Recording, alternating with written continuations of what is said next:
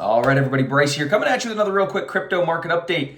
Hopefully you had a great week. I certainly did. The crypto markets had a pretty good week.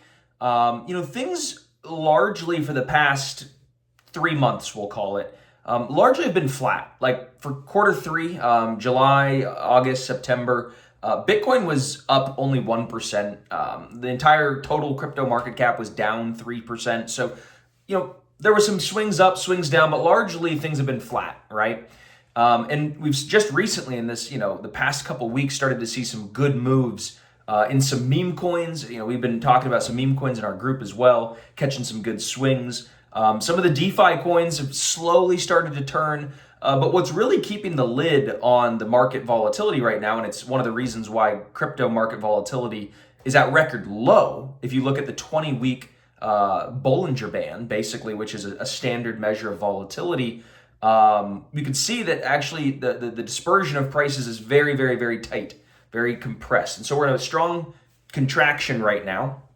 And typically what comes after periods of low volatility is periods of very, very high volatility. So that's kind of what we're expecting here. And what's keeping the lid on the volatility is that the fact that the election is right around the corner. So here's this event that is highly, highly uncertain, pretty much a coin toss. Although the polls are starting to show one way, and the betting markets are starting to show that the ball is breaking in one way. And that one way that it's breaking happens to be very, very, very good for crypto. So you see, ever since Trump started kind of going up in the polls and the odds, crypto has been correlated almost 1-to-1 going up as well, because the hope is that if he gets in office, there will be better regulations, better policies, much more friendly. I mean, heck, even last week, Trump launched his own crypto token. So he's very clearly pro-crypto, pro-innovation. And the other candidate has been antagonistic and aggressive against crypto for the past 4 years. So anyhow, we'll see once that sort of volatility lid gets opened, right? Because eventually, come November 5th, the election is going to be done. One way or another, we're going to have certainty going forward.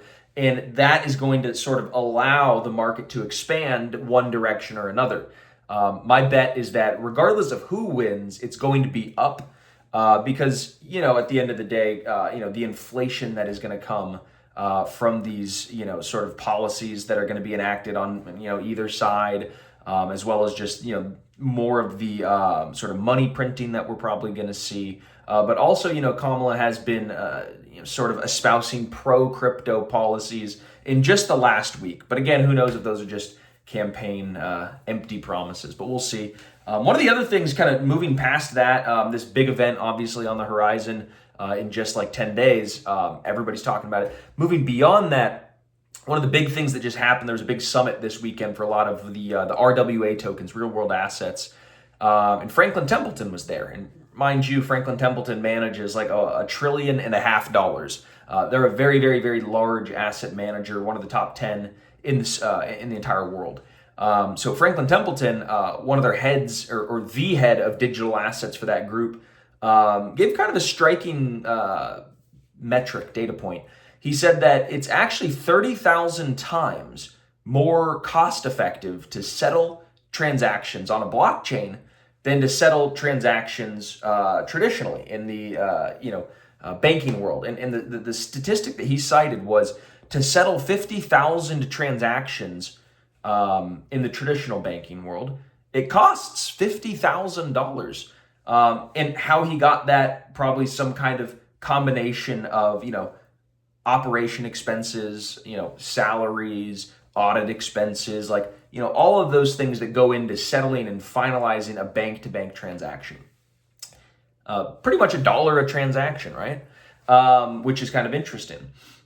Now, crypto, he said blockchains were $1.52 to settle 50,000 transactions. That's a world of difference. He says that's 30,000 times cheaper. It's just math, right? And that's the way the world is going to go towards. Okay, so crypto is going to unlock incredible efficiencies across the market, and this is going to start taking over the institutions. So I'm really excited about that. The last couple data points that I wanted to talk about here were actually just this morning. There was some Tether FUD, fear, uncertainty, doubt that was being cast towards Tether, which is the largest stablecoin in the world. Tether has already been attested to by the likes of, Cantor Fitzgerald, which is one of the largest investment banks in the world, who does a lot of the banking for Tether's bonds and their cash management portfolio. But so they've come out and attested to it, that they're doing a lot of the financials and asset management. Tether, we actually had the CEO of Tether on our podcast just a couple weeks ago.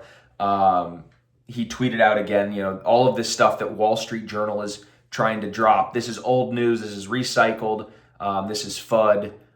Tether's good. And, Tether even, went up against the Southern District of New York, and they beat the Southern District of New York. So the fact that people are starting to recycle all this old Tether FUD, this is just what happens in bull markets. There's all this sort of bad news that tries to hit, and then everybody's like, yeah, this is old news. So don't get shaken out, okay? People are going to tell you, oh, get shaken out because Tether's going to go blow up and the whole crypto market's going to get dragged down. It's just not how I see things playing out.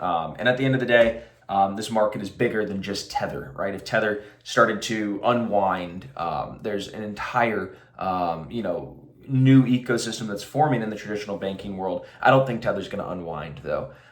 You've got just an incredible amount of liquidity and innovation that's going on there. But lastly, before I let you go, there are new options that just got approved for the Bitcoin ETFs. Finally, 9 months later.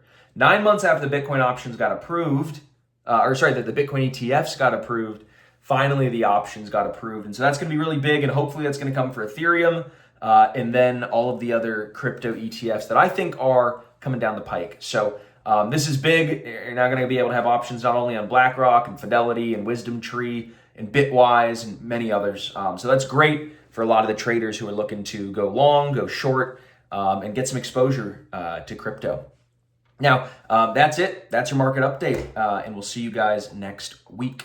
Now, also real quick, if you don't have a subscription to a service where you could get incredible intel, daily sort of research, market updates, newsletter we post out every week, live calls, Crypto 101 University to get you up to speed on everything going on, buy zones and sell zones for the best cryptos. If you don't have something like that, but you want it, well, then check us out. $1 1 week. We'll give you a trial, okay? $1 1 week. We're going to give you a trial to all that we have to offer here at Crypt Nation. Our fundamental analysis, our technical analysis, all of our research. That's yours. $1 1 week. Hit the orange button, hit the link below, and we'll see you inside.